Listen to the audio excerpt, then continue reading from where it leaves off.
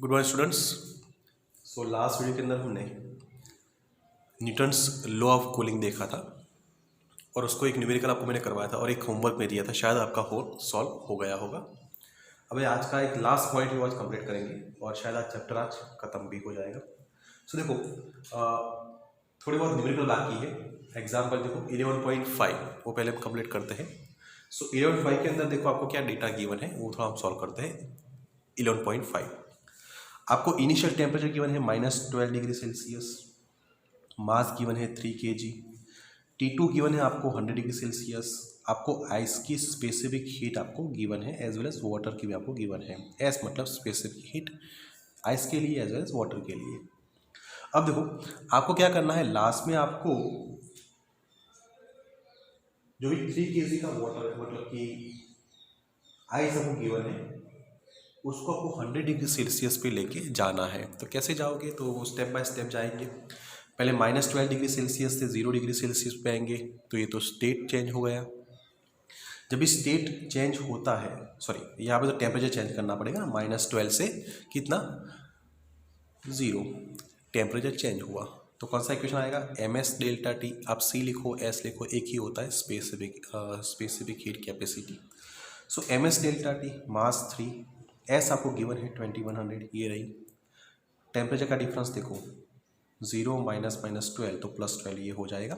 सो ये आपको initial Q1 देगा कितनी 75,600 जूल। अब एक काम करते हैं, अब स्टेट चेंज करना पड़ेगा क्योंकि अभी वो किसके अंदर है, आइस के अंदर है, 0 डिग्री सेल्सियस आइस है। तो अगर आप इसको कन्वर्ट करोगे तो क्या इक्वेशन आएगा, Q2 equals to ml, state change करना होता है तब। ये F क्या होता है, फ्यूजन हीट फिक्स होती है। So if you are putting the value, mass तो 3 गिवन है, LF आपको गिवन है, ये फिक्स होती है, तो आपको Q2 मिल जाएगा। अब आप कहाँ पे पहुँचे, so that is right now you are in the 0 degree Celsius and वो भी लिक्विड मतलब वाटर के अंदर। अब कहाँ पे जाना है आपको, टेम्परेचर अब इंक्रीज़ करना है। वाटर का टेम्परेचर 0 डिग्री सेल्सियस के कहाँ तक लेके जाना है, 100 डिग्री सेल्सियस लेके जाना है। तो अब इक्वेशन कौन सा होगा, Q equals to ms delta T. m तो वही रहेगा, s देखो वो अब होगा 4186 और टेम्परेचर का डिफरेंस कितना हो जाएगा, 100 - 0, निकाल दो, चलो Q2 मिल जाएगा। अब आप कहाँ पे हो, 100 डिग्री सेल्सियस पे। अब स्टेट को मुझे चेंज करना है, तो स्टेट को चेंज करने के लिए क्या इक्वेशन लगाओगे आप, Q equals to ml। So Q equals to ml लगाओगे, सो आपको ये Q4 मिल गया। तो अब आप पहुँच गए 100 डिग्री सेल्सियस पे यहाँ पे। सो टोटल हीट कितनी आपको रिक्वायर्ड होगी, तो सबका एडिशन कर दो, आंसर आएगा 9.1 × 10⁻6 जूल। कितना आएगा, 9.1 × 10⁻6 जूल आपको मिल जाएगा। आएगा समझ। तो ये था आपका एग्जाम्पल नंबर 5। सो यहाँ पे हमने एग्जाम्पल सब कवर कर लिए हैं, ये जो चैप्टर था उसका, बराबर। उसके बाद एक्सरसाइज के अंदर देखो थोड़े बहुत न्यूमेरिकल जो इम्पोर्टेंट है आपको मैं करवा देता हूँ। शायद हमने फर्स्ट कर लिया था, थर्ड भी हो गया था। उसके बाद अगर आप देखो तो नेक्स्ट देखो नंबर 11 तक हमने किया था एक्सरसाइज के अंदर। तो अब देखो नंबर 12 सॉल्व करते हैं एक्सरसाइज के अंदर। नंबर 12 ये भी अच्छा न्यूमेरिकल है। सो यहाँ पे देखो पहले हम क्या करेंगे, पहले यहाँ पे एनर्जी फाइंड कर लेंगे Q से। तो Q इक्वल्स टू कितनी हो जाएगी, आपको मालूम है Q equals to PT। Power आपको मालूम है 10⁻³ और टाइम वो गिवन है 2.5 मिनट, तो सेकेंड में 60 आप मल्टीप्लाई कर दो। सो Q आपको यहाँ से मिल जाएगा 15 × 10⁻5 जूल। ये एनर्जी आपको मिल जाएगी। अब जो एल्यूमिनियम ब्लॉक है वो कितनी एनर्जी यूज़ करता है, 50%। मतलब Q डैश जो भी आपको यूज़ करनी है वो 50% ही आपको यूज़ करनी है, इसकी 50%।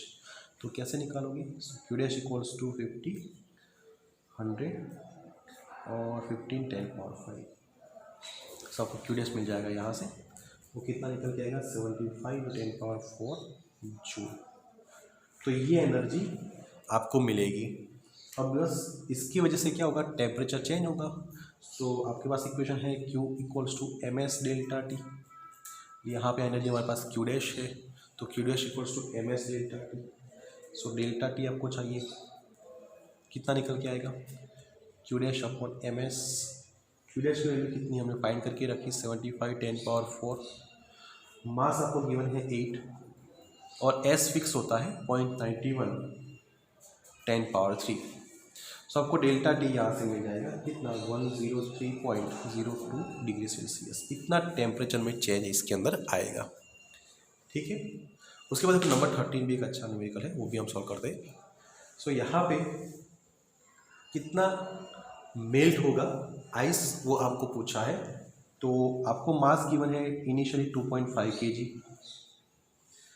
टेम्परेचर अपने गिवन है 15 डिग्री सेल्सियस, बराबर। सो आपको मालूम है कि भाई जो भी मास मेल्ट होगा इसका कितना मेल्ट होगा ice.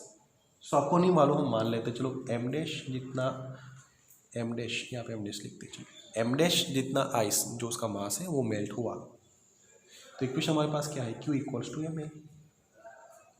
So M dash equals to क्या हो जाएगा, Q by L, Q by L, और जो चेंज आए उसको हम डेल्टा Q भी लिख सकते हैं। ये एल कौन सा आएगा, फ्यूजन हीट, स्टेट चेंज हो रहा है इसलिए। और आपके पास दूसरा भी इक्वेशन है कौन सा, Q equals to M S delta T, बराबर। तो यहाँ से एम डैश निकल जाएगा, यहाँ से फिर से यहाँ पे एम डैश कितना आ जाएगा।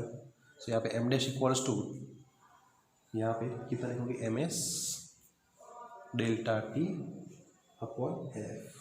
एक्चुअली हमने किया क्या है, ये क्यू की वैल्यू रखी है, ये जो क्यू है ना उसकी वैल्यू रखी है एम एस डेल्टा टी और L F as it is, बस आपको थोड़ा कैलकुलेशन करना है। So M dash equals to यहाँ पे 2.5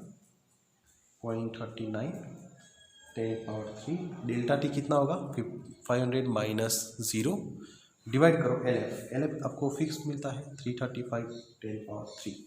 तो अगर इसको सॉल्व करो आंसर निकल के आएगा 1.455 kg, इतना मास मेल्ट होगा, आएगा सर। उसके बाद देखो नंबर 14 ये भी अच्छा न्यूमेरिकल है। आपको यहाँ पे एक देखो, यहाँ पे ऐसे एक पीस गिवन है और उसका टेम्परेचर आपको गिवन है, ब्लॉक गिवन है, एक्चुअली ब्लॉक का मास आपको गिवन है, देखो कितना गिवन है, m इक्वल्स टू 0.20 kg आपको गिवन है और टेम्परेचर 150 डिग्री सेल्सियस आपको गिवन है। उसको हम यहाँ पे डाल देते हैं कैलोरीमेट्री के अंदर, बराबर। यहाँ पे कुछ वैसल जैसा रखा है और इसके अंदर पानी है, कितना है 150 सेंटीमीटर क्यूब। मास आपको गिवन है m equals to how much, m equals to 25 gram आपको गिवन है और टेम्परेचर इसका गिवन है 27 डिग्री सेल्सियस। सो इसको जब आप कंबाइन करोगे, एक्चुअली करना क्या है, इसको यहाँ पे रखना दे रहा है, ये जो ब्लॉक है ना 150 डिग्री सेल्सियस, इसको उठा के यहाँ पे रखना है। तो जो फाइनल टेम्परेचर एक्चुअली आपको गिवन है वो कितना गिवन है 40 डिग्री सेल्सियस, कितना गिवन है 40 डिग्री सेल्सियस। तो आपको specific heat of block find करनी है। तो नॉर्मली कैलोरीमेट्री का जो प्रिंसिपल है वो अप्लाई कर दो कि भाई जितना यहाँ से हीट का लॉस हुआ होगा उतना यहाँ पे गेन हुआ होगा। सो बस वही क्वेश्चन आपको यहाँ पे अप्लाई करना है। अभी M S delta T equals to M S delta T, लेकिन ये किसके लिए, सब ब्लॉक के लिए है, और ये किसके लिए है, ये वाटर के लिए है, ये वाटर के लिए। बस यहाँ से आपको एस बी फाइंड करना है, specific heat of capacity of block find करना है। तो इसको आप नीचे लेके आओ, एम एस यहाँ पे, सॉरी यहाँ पे वाटर है ना, यहाँ पे वाटर है, तो mass of the water delta T और यहाँ पे हो जाएगा M B delta T B. Value रखते चलो, वाटर का मास कितना हो जाएगा, ये 25 ग्राम, ये 25 ग्राम, और अगर आप यहाँ से निकालोगे यहाँ से तो कुछ आपको आंसर मिल जाएगा। यहाँ से कैसे निकाल पाओगे इसका, mass equals to density into volume. Density तो पानी की कितनी होती है 1000 और वॉल्यूम आप निकाल सकते हो, ओके दैट इज़ 150 गिवन है 150 सेंटीमीटर क्यूब, सो 10⁻⁻⁶। सो मास आपको मिल जाएगा 150 ग्राम। सो टोटल मास कितना हो जाएगा 175 आपको मिल जाएगा। सो बस वो वैल्यू यहाँ पे रख देनी है। सो 175 10⁻⁻3 4.2 10⁻3, टेम्परेचर का डिफरेंस कितना होगा 40 minus 27, mass of the block 0.20 और ये हो जाएगा 110। तो इसका आंसर आ जाएगा 0.434 इंटू 10⁻3 जूल पर केजी केल्विन, जूल पर केजी केल्विन। ठीक है, सो इस टाइप के एमसीक्यू आप सॉल्व कर पाओगे बराबर, इसके अंदर सिमिलर है तो वो थोड़ा आप देख लेना। उसके बाद नेक्स्ट देखो चलो, तो उसके बाद नेक्स्ट आपका एक छोटा सा पॉइंट है ब्लैक बॉडी रेडिएशन, वो थोड़ा कंप्लीट करते हैं। Black body radiation, black body radiation exercise के बाकी जो न्यूमेरिकल है वो सिंपल है, आपके होमवर्क के लिए गिवन है, तो आप थोड़ा ट्राई करना। अदरवाइज जो भी न्यूमेरिकल करने लायक थे वो सब हमने कंप्लीट किए हैं यहाँ पे। अब ब्लैक बॉडी रेडिएशन के अंदर एक्चुअली होता क्या है कि अगर आपके पास कोई ब्लैक ऑब्जेक्ट है तो आपको मालूम है कि ब्लैक ऑब्जेक्ट क्या करता है। सो नॉर्मली ब्लैक ऑब्जेक्ट की दो प्रॉपर्टी खास होती है, वो एब्सॉर्प्शन पावर उसका ज़्यादा होता है, हीट को एब्सॉर्ब करने का पावर उसके पास ज़्यादा होता है। सो वो ज़्यादा हीट को एब्सॉर्ब करता है, और अगर वो ज़्यादा हीट एब्सॉर्ब करेगा तो उसकी दूसरी प्रॉपर्टी क्या है, वो ज़्यादा हीट एमिट करेगा, मतलब उसका रेडिएशन पावर भी कैसा होगा, ज़्यादा होगा। सो ब्लैक बॉडी मतलब ऐसी बॉडी, अगर इसके ऊपर कोई लाइट आ रही है, अगर इसके ऊपर कोई लाइट आ रही है और वो 100% सब लाइट को एब्सॉर्ब कर ले, क्या कर ले, एब्सॉर्ब कर ले, तो उसको हम बोलते हैं ब्लैक बॉडी। क्या बोलते हैं, ब्लैक बॉडी। तो ब्लैक बॉडी उसके ऊपर जो भी गिवन लाइट है वो सबको एब्सॉर्ब कर लेती है। अदरवाइज एक उसकी और डेफिनेशन है कि भाई ब्लैक बॉडी मतलब ऐसी बॉडी जो सब लाइट को एमिट करे, it will emit all the radiation, it will emit all the radiation, इसको हम बोलते हैं ब्लैक बॉडी। जो वीन साइंटिस्ट है उन्होंने एक टेम्परेचर और जो वेवलेंथ निकल रही है लाइट की, उसके बीच में एक रिलेशन आपको गिवन था। So that was lambda m into T equals to constant, ये इक्वेशन आपको गिवन था, ये lambda m into T into constant, ये इक्वेशन है, that is a Wien displacement law. और यहाँ पे जो कांस्टेंट होता है उसकी वैल्यू फिक्स होती है 2.9 10⁻³ मिली केल्विन। उसके बाद स्टीफन बोल्ट्जमैन का एक लॉ आया इसके ऊपर, तो उन्होंने एक इक्वेशन दिया, heat H equals to a sigma T⁴, और जनरल इक्वेशन लिखे तो इसका इक्वेशन आएगा H equals to a e sigma T⁴। यहाँ पर जो सिग्मा है वो क्या है, स्टीफन बोल्ट्जमैन का कांस्टेंट है जिसकी वैल्यू फिक्स रहती है, और इसकी वैल्यू एक्चुअली आपको मिलेगी 5.67 10⁸, 5.67 10⁸ आपको इतनी मिल जाएगी बराबर। नॉर्मली क्या होता है, जो ब्लैक बॉडी होती है उसके लिए ई की वैल्यू 1 होती है, बिकॉज उसकी एब्सॉर्प्टिव पावर 1 होती है। सो उस टाइम ये इक्वेशन ये बन जाएगा। ये कोई भी बॉडी के लिए, कोई भी ऑब्जेक्ट के लिए, ये किसके लिए है आपके पास, that is for black body आएगा। सुनिए, अगर कई बार आपको टेम्परेचर गिवन है सराउंडिंग का, तो उस टाइम आप इक्वेशन यूज़ करोगे H equals to sigma a T⁴ TS⁴। So ये भी इक्वेशन आप वहाँ पे यूज़ कर पाओगे।